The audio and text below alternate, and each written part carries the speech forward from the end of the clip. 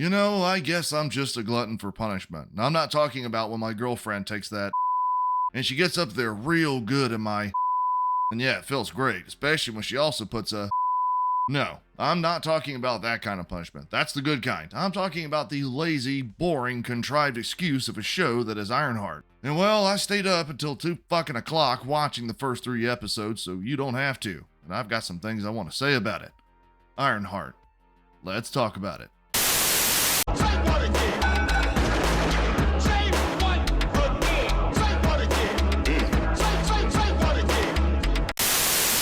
Typically, this is where I'd go on a long spiel about liking the video, subscribing, and all that mess, but I'm going to skip all that shit because I want to get this video over and done with. Instead, I'm going to jump right into this mess of a show and its plot. But seriously, like the video, because just like Marvel fanboys, the algorithm hates me. Let's get into this. Whoa. Here I come. Oh, here I come. Oh. So Ironheart opens up to Riri Williams, played by Dominique Thorne, and she's getting thrown out of MIT because I guess she's been handing out AI-generated papers and selling them to other students. Of course, the show takes a grand total of 2 minutes before taking a shot at Tony Stark by having Riri say, "Do you think Tony Stark would be Tony Stark if he wasn't a billionaire?" No shade. That's just how the world works. No, Riri, that's not how the world works. Sure, Tony had a really expensive suit and top-of-the-line technology at his disposal because of his money, but sure, let's walk right by his keen intellect. Let's walk right by his ability to get out of risky situations in a matter of seconds. Let's walk right by his leadership qualities and unbreakable will to do the right thing no matter the cost. Jesus, mother-loving Christ, Marvel. This is the guy who sacrificed his life for the entire universe despite having a wife and child that were depending on him, and you reduced him down to just how much money he had. Not a great plan. Anyway, so Riri gets kicked out of MIT, but not before she steals the Ironheart suit that she's been working on. I say steal because it's very much school property and it doesn't belong to her. Not a great plan.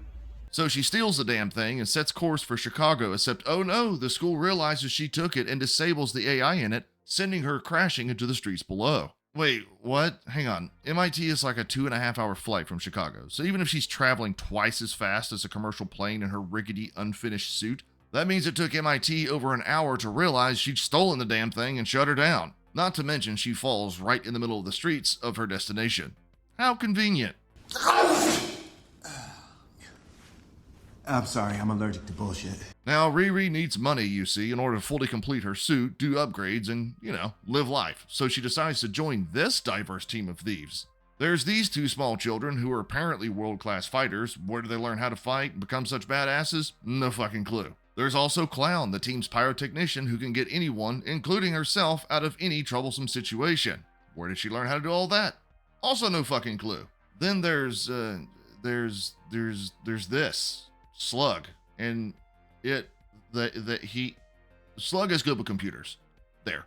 Anyway, let's skip right along to their leader, Anthony, aka Hood, who's got the ability to go invisible and control bullets like he's in 2008's Wanted. This doesn't come without a cost though, as apparently every time Anthony wears the hood, this creepy black veiny shit appears all over his back. Nothing some antibiotics won't cure their hood. If it works for gonorrhea, it ought to work for that too. Not speaking from experience or anything. Brother, While Riri is helping this ragtag group of super special hacker thief people, she begins to believe that something sinister is going on behind the scenes, leading her to steal a piece of the hood to analyze it with the help of her dead best friend, who, I guess, has been reincarnated as the face of the AI who's in her suit. Yeah, I forgot about that. It's kind of important. I guess it's a thing in this show. Right. Where the criticisms are going to begin and end with Ironheart is that it's just boring as fuck.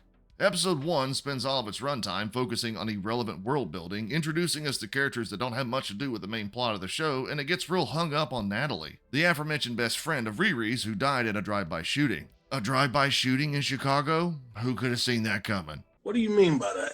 It's also when we get to meet the criminal group that Riri teams up with, when they lock her inside of an elevator with poison gas, in which she has to break out in a certain amount of time as part of a test in order to join them. What is this, a fucking saw trap? Is John Kramer a part of the team too? You don't know me, but I know you. I want to play a game. Anyway, instead of overriding the elevator because, Riri's a teenage genius and tech extraordinaire, she just rips off a piece of the elevator siding and uses it to pry open the door? I guess she's got superhuman strength too. Imagine my shock that modern day Marvel gave us yet another overpowered, overly smart girl boss, for fuck's sake. So the criminal group's whole mission is to be what any criminal group wants to be. Rich, and they do this by holding people in positions of power against their will and forcing them to sign contracts that employ them in their businesses, complete with benefits, privileges, and six-figure salaries. Wait, hang on, that is not how this works, Disney. You can't just hold someone under duress and threat and get them to sign legally binding contracts. Those contracts would be null and void quicker than you can say feminism isn't about equality once they get in front of a legal team. Also, how has nobody noticed Riri? How many Iron Man-like people are flying around Chicago? There's plenty of people that see her, including private security, and nobody thinks to tell the police about this? Hello, there's a big-ass robot lady committing crimes across the city, and somehow not one damn person in the show can link this back to Riri. Even the cops that show up at her fucking apartment looking for a missing person. Are you retarded? Speaking of that, isn't Riri supposed to be a hero? She sure as shit doesn't act like it at any point in this show so far. What she does do, though, is look down on other people who do illegal things despite doing clearly illegal things herself, like stealing the Ironheart suit to begin with, stealing a blanket from a guy on the bus, breaking into privatized buildings, and conducting shady black market transactions to obtain stolen technology. You know, if you're trying to avoid stereotypes surrounding black people and crime, Disney, maybe you should be reinforcing them in a show about one of your only black characters. You fucking idiots. He's out of line, but he's right. That's not the only stereotype they reinforce here, because there is a grand total of one white character in this show, and he's just as wimpy, submissive, and beta as all the other modern-day white guys you see in Marvel properties. As a matter of fact, the first time we see him, he's getting talked down to by a female neighbor who says her dog needs to take a shit in his yard because it can't shit in hers since they just got yard work done. Yes, that is a real conversation that happens in this show.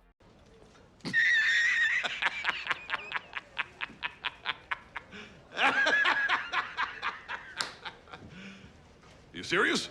There's plenty more I could go over here, trust me. Everything from non-stop conveniences, the stupid plot line about her AI best friend inheriting all the memories of her actual best friend, and the mindless decisions some of the characters make. But if I talked about them all, this video would go on for a half hour. Like seriously, alright, look, last one.